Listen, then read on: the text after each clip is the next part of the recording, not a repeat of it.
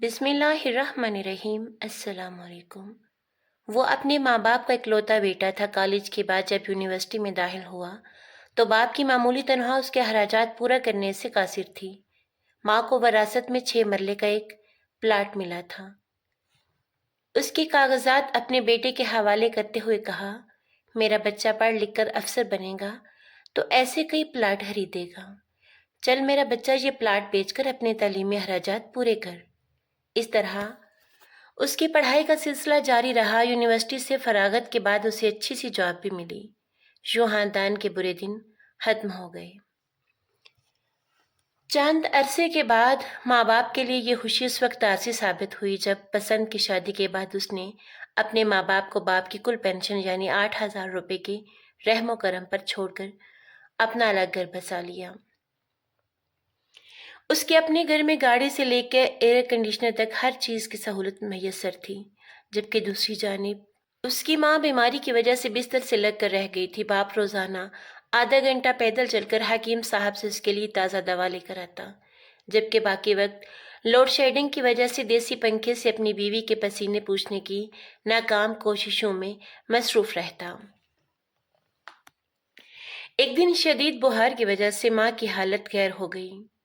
جب ماں کو کھانسی کا دورہ پڑا تو آس پڑوس کے لوگوں نے اسے ہسپتال پہنچا دیا۔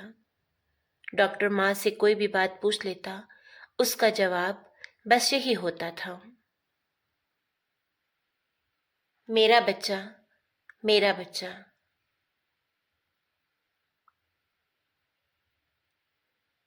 کسی نے جا کر بیٹے کو خبر دی کہ ہسپتال کے بیڈ پر آپ کی ماں زندگی کے آخری لمحات میں آپ کو یاد کر رہی ہے۔ یہ سننا تھا کہ بیٹے کے قدم گاڑی کی جانب بڑھنے لگے۔ بیوی نے اسے روکنے کی بھرپور کوشش کی تو اس نے اسے دھکا دے کر گاڑی میں سوار ہو گیا، اور آج اس پر جو کیفیت طاری تھی وہ شاید پہلے کبھی نہیں ہوئی تھی۔ بالآخر وہ ہسپتال پہنچا اور سیدھا اس وارڈ میں وارد ہوا جہاں اس کی ماں موت کی سرحد پر اس کا انتظار کر رہی تھی۔ جب وہ وارڈ میں داخل ہوا تو ڈاکٹر ماں کے علاج میں مصروف تھا۔ اس نے جا کر ماں سے لپٹنے کی کوشش کی۔ جب ڈاکٹر کو معلوم ہوا کہ یہ اس کا بیٹا ہے تو وہ اپنے غصے پر قابو نہ رکھ سکا، کیونکہ ماں باپ کے ساتھ اس کے سلوک کے بارے میں پہلے ہی کسی نے ڈاکٹر کو سب کچھ بتا دیا تھا۔ ڈاکٹر لفظوں کے چھلنی کر دینے والے اسلحے سے اس پر حملہ آور ہوا، اور ہونا بھی چاہیے تھا۔ اور جب ڈاکٹر ڈانٹ ڈپٹ کر کی تمام حدیں پار کر چکا تو اچانک ماں کے مردہ نما وجود میں کچھ حرکت محسوس ہوئی۔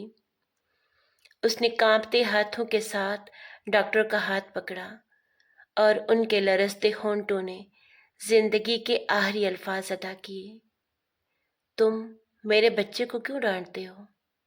ماں تھی نا۔ اس کے بعد ماں اس دار فانی سے کوچ کر گئی۔